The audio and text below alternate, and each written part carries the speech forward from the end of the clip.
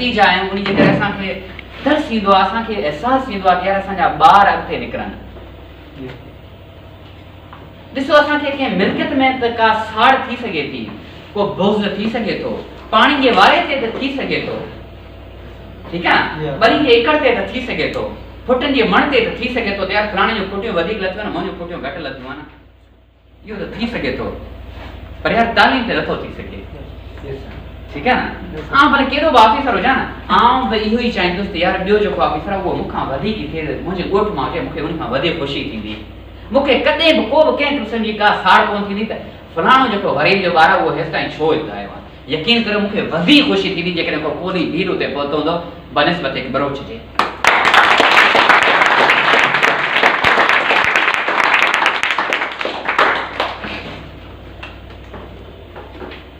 उन जे करे पुट आउं वरी अव्हांखे अर्ज़ु कंदुसि, वरी अव्हांखे मिनत कंदुसि त महिरबानी करे पंहिंजे माइटनि जे लाइ, पंहिंजे माउरुनि जे लाइ, पंहिंजे भाइरनि जे लाइ, पंहिंजे भेनरनि जे लाइ ऐं पंहिंजे लाइ इल्म करायो, अॻिते वधो, पढ़ो, डेली 5 खां 6 कलाक पढ़ो, 7 कलाक पढ़ो, 8 कलाक पढ़ो, जेतिरो वधीक पढ़ंदो ओतिरा तव्हांखे वधीक तव्हां मंज़िलूं माणे सघंदो।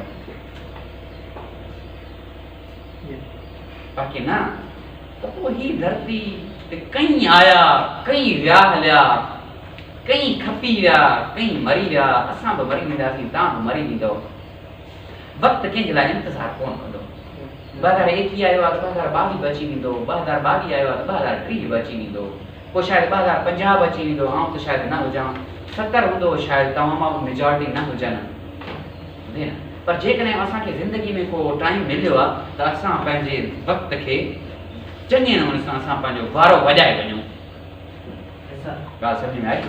तो अॼु खां पोइ हाणे तव्हां पढ़ंदव, महिनत कंदव, ऑफिसर थींदो, डॉक्टर थींदो, इंजीनियर थींदो, हंगरी वेंदो, यूरोप वेंदो, अमेरिका वेंदो, कैनेडा वेंदो। Good. This should be the spirit that I want to see in each one.